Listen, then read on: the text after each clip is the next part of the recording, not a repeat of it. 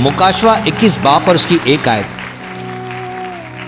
हाँ, लिखा है, फिर मैंने एक नया आसमान और एक नई जमीन देखी, क्योंकि पहला आसमान और पहली जमीन जाती रही थी और समुद्र भी ना रहा। जरा यहां पर रुक जाएं, क्योंकि यहां पर कुछ गलत फहमी पाई जाती है।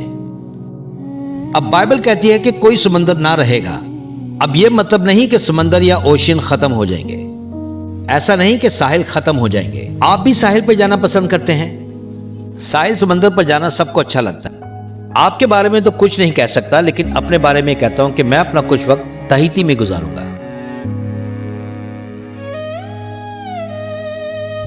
मैंने सुना है कि दिसंबर में मॉरिशस बहुत खूबसूरत हो जाता है, इसलिए मैं कुछ जजीरों की सैर करना चाहता हूं। आपका क्या ख्याल है? और फिर साहिल पर जाएंगे। अच्छा, अब ये बात सुने, जरा गौर करें इस पर। आपको पता है तस्वर करना भी अच्छा होता है, तो चले इसको देखते हैं। आप में से कितने हैं जो तैरना नहीं जानते? नहीं जानते कि कैसे तैरते हैं? तो फिर ये वक्त आप ही का है।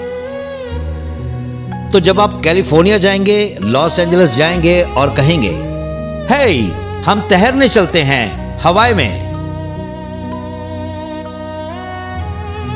क्यों? क्योंकि वह मौत नहीं होगी, आप डूब नहीं सकते।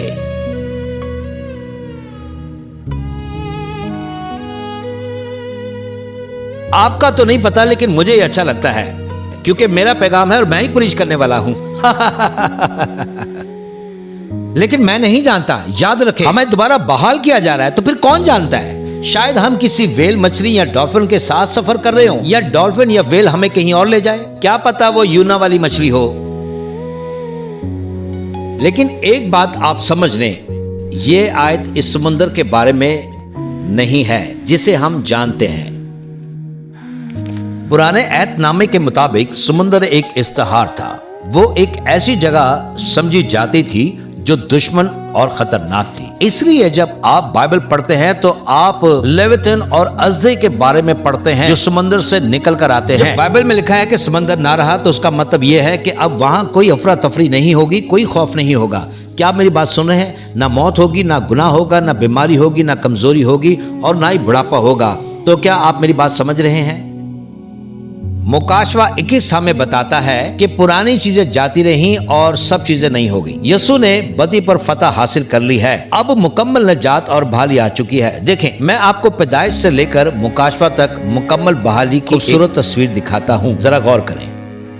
पैदाइश 1 बाब 1 आयत में पुरानी जमीन तख्लीक की गई, लेकिन मुकाशवा 21:1 में पुरानी जमीन जाती रही और नई जमीन वजूद में आ गई। पैदाइश 1:16 में सूरज दिन पर हुकूमत करता है। मुकाशवा 21:23 में लिखा है कि वहाँ सूरज की जरूरत नहीं होगी। पैदाइश 1:5 में तारीखी को रात कहा गया, लेकिन मुकाशवा 22 में कोई रात नहीं होगी। फिर पैदाइश 1:26 में हम इंसान को खुदा की सूरत पर देखते हैं। फिर मुकाशवा 13 में हम इंसान को शैतान की सूरत पर और इसके असर के तहत देखते हैं। पैदाइश 3:6 में हम गुनाह के दाखिल होने को देखते हैं, लेकिन मुकाशवा 1:27 में हम गुनाह के मुकम्मल खात्मे को देखते हैं। हम पैदाइश 3 में देखते हैं कि जमीन पर लानत का ऐलान किया गया, और मुकाशवा 22:3 में लिखा है कि कोई लानत नहीं होगी। क्या आप मेरी बात सुन रहे हैं? दुनिया में मौत दाखिल हुई। पैदाइश 3:19 और मुकाशवा 21:4 में लिखा है कि फिर मौत बाकी ना रहेगी। पैदाइश 3:24 में इंसान को बागे अदन से निकाल दिया जाता है, लेकिन मुकाशवा 22 में इंसान को दोबारा बागे अदन की बरकतों में बहाल किया जाता है। पैदाइश 3 में जिंदगी के दरख्त की हिफाजत के लिए पहरेदार मुकर्रर किए जाते हैं और इंसान को उसके करीब जाने की इजाजत नहीं होती। मुकाशवा 22:1 में हमें दोबारा जिंदगी के दरख्त तक रसाई हासिल हो जाती है। और तकरीबन पैदाइश 3 में हम गम और दुख देखते हैं, लेकिन मुकाशवा 22 में ना मजीद गम होगा और ना मजीद दुख रहेगा। पैदाइश 10 में बाबल का ज़हूर होता है, जहां सारी उलझन, बगावत और इंतशार पैदा होता है, और नमरूद के साथ बाबल का नजायम काम होता है। लेकिन फिर हम पैदाइश 17 में देखते हैं कि बाबल गिर जाता है और फिर हमेशा के लिए उसका नामो निशान मिट जाता है। इस बात पर खुदा के नाम को जलाल दें। तो सुने, पैदाइश 9 बाब उसकी 13 आयत में हम निशान देखते हैं रेनबो। तो रेनबो खुदा का एक वादा है और यह बहुत अजीम वादा है। हम रेमो के ऐत को देखते हैं जो खुदा के फजल, उसकी रहमत और हमारे लिए उसके वादे की अलामत है। मुकाशवा 4 में इस निशान को हम खुदा के वादे के तौर पर देखते हैं। अभी तो बाकी हैं। पैदाइश 24 में हम इब्राहिम के बेटे के लिए एक दुल्हन देखते हैं, लेकिन मुकाशवा 21 में हम इब्राहिम की नस्ल के लिए एक दुल्हन देखते हैं। खुदावंद की तारीफ हो। पैदाइश 2:18 में हम शादी देखते हैं पहले आदम की। मुकाशवा 19 में हम देखते हैं आखिरी आदम की शादी, और हम इसके लिए खुदा का शुक्र करते हैं कि यीशु मसीह की कलीसिया भी उस शादी का हिस्सा है। तो चलिए खुदा के नाम को जलाल दें।